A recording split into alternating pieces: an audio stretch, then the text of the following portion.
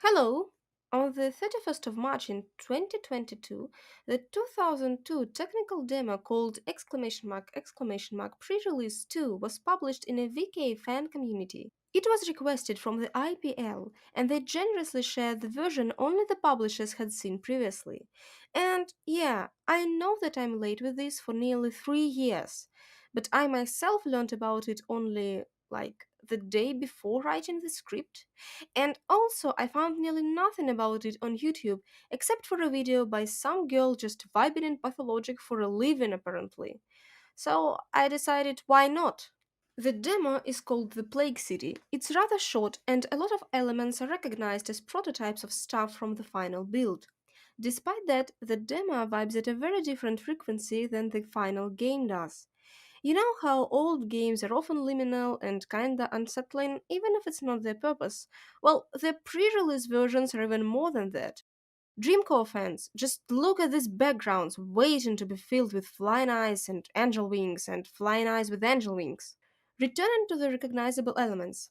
There's the cathedral, but here it has a very unique design, and wow, the clock's working. Also, we can already see various architectural styles. Judging by some elements of exterior, it seems to me that initially the setting of Pathologic was supposed to be more modern than it is in the final version. There's a warning tape around a manhole, the street light looks rather modern-ish. On the outskirts, one can find a body of water which is to become Garhon. Fun fact, Garhon is a real Buryat word for a river, and there's a namesake settlement in Buryatia region in Russia.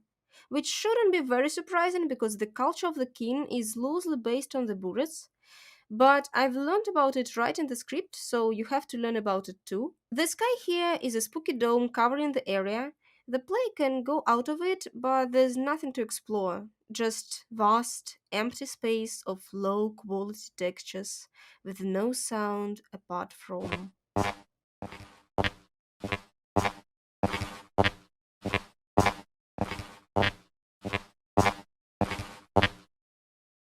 There's also a cool short soundtrack which appears only when certain time of the day comes.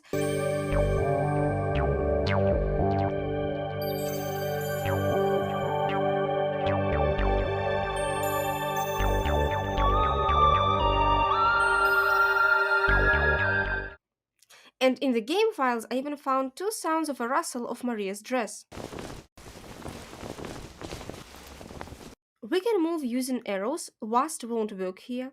Pressing F will show the game's geometry, pressing 1, 2, 3 or 4 will set the time of day or night, F1 opens the diary. There is a quest journal with 3 days, though only the first one is described. Some Mokrok and Kuron are mentioned, such names are not present in the final build at all. There's also Marka, which from the context looks like a name of a city, and a Pinacotheca, which means a picture gallery in Latin. All in all, the diary entry on day 1 states that a tanner hanged himself in the factory, half of which belongs to this Mokrok. And an hour later, the apprentice who had taken the man out of the loop came down with fever. Then there's some scaremonger whom Kuron must find.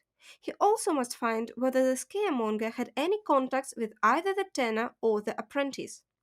The third entry tells us about some news from Marka about suspicious finds in the vicinity of the city, and the fourth one states that the Pinacotheca starts getting data about the hanged man.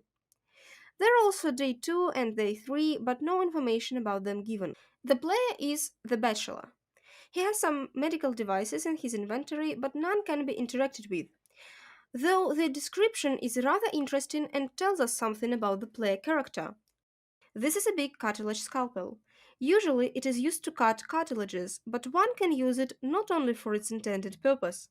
They say that there are people who carry it with them just so they can have sharpened steel at hand. The folding scissors. They cut everything that can be cut as they should.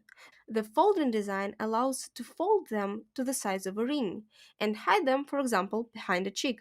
Once it saved me in a desperate situation. Since then, I have them behind my cheek all the time. This is a chisel. Perhaps it is used to break the improperly healed bones, but I use it during section. Rare witnesses of my work would say that I handle it like a real pathologist. Surgical scissors. This device reminds the usual scissors. Once it was explained to me that the lower blade is designed not to hurt a fresh scar while cutting the bandage. They can be used during surgeries if boiled properly. A mouth expander. As a boy, I learned that this device is called a mouth expander and made a conclusion that specialists use it to expand recalcitrant mouths. But I'm not a specialist, so I use it in various situations as an anti-jam of sorts. The suture hook, my namesake. Apparently, a catgut, strings, or a needle is put through it, and afterwards the device is poked where a hand cannot get. We are kind of similar here, that's why it's my talisman of sorts. The syringe. I see no use in explaining what a syringe is for one more time. Armed with a needle, a syringe enriches the blood with an entertaining solution, a thin conductor between the hidden truth and the transparent illusion. Lately, it has become very popular with people. So, as we can see, this bachelor is very different from the bachelor we all know and love. He apparently is not a real bachelor. Though Maria calls him an educated person in one of her lines, I think that he may be self taught or something like that. For example, he uses the specialized medical devices as he sees fit, disregarding their real purpose. Moreover, his work rarely had any witnesses, which is also very strange for a practicing doctor. So maybe he could lie to Maria about his degree and fake it until you make it. He carries folding scissors behind his cheek all the time, which is either very weird or tells something about his social environment, and the social environment must be very dysfunctional. And also, his name is Benedict in this version. There are only three interactionable. Is this even a word? Interactable? Interactable? Interactive! It's called interactive. Oh my god. Interactive objects. The door to Maria Kain's house, Maria herself, and the Hadyaga, which is a Russian word for an ill and weak person or animal. There are five dialogues with him, and they repeat in a loop. In the first one, the Dahadaga asks for help. In the second one, he greets the player. In the third one, he directs the player to Maria. In the fourth one, he is surprised that we are still alive.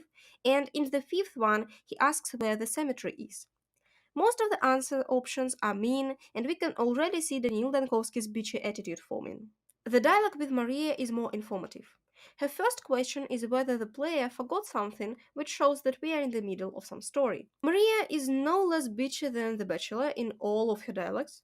It seems to me that she's more polite in the final version, and it says a lot.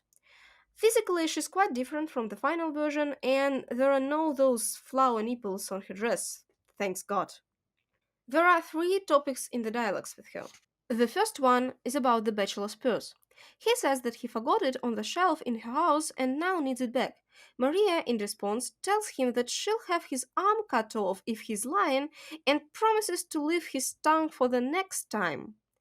Bachelor answers that for her he won't spare not only his arm but his heart, though both will bring her more use when attached to him. In another variant of the same dialogue, she also threats to take his kidney. All the dialogue, though threatening, sounds almost flirtatious. Maria also mentions Bachelor's colleague who needs living organs to create something grand. Sounds like Hrusvik's prototype. In the second dialogue, the Bachelor complains about feeling unwell, and Maria instantly thinks he is ill and tries to put him out the door. There are some more hysterical and threatening words exchange, which in the first case ends with Maria ordering to kill him. In the second case, the Bachelor asks for water, and it ends with Maria insisting on sharing a bed. Bachelor being very reluctant, but agreeing at the end because it's better not to argue with her. In the third case, he's the first to offer some bed sharing, and in the fourth case, he decides to leave because something's not right here. No shit! The third dialogue finally uncovers more details about the plot. The Bachelor speaks about some Nika and her demise. We don't know who she was and what the deal was, but in a fight between Vlad Jr. and Stamatin, someone dropped a bloody shot which the Bachelor identifies as Nika's. Maria wants the bachelor to claim that it was Vlad Jr. and promises to kill the bachelor if he claims it was Stomatin. The bachelor can either agree or go against Maria, or just keep silent about all this shady business. Unconnected to this case, some awful ritual performed by the abattoir workers mentioned. They slaughtered two animals, disposed of their parts in some different ways, and that's it. No further information. Though we do learn that Maria's father is one of the owners of the Bull Enterprise. There is also a dialogue where Maria promises to feed the bachelor. This time, the dish is without poison. I'll eat it with you. This time? What the hell? So that's it. Nothing else to do here. One more thing. The pre-release build is in Russian, obviously, but there are at least two English translations. One can be found in Nexus, but it's a machine translation with some touch of human hands and minds. I checked it and it's accurate, but very plain and neutral. And the other one is done by a person who knew what they were doing. The style and the general meanness are preserved, so I recommend the second one. All the links will be in the description. You can try and check this version by yourselves.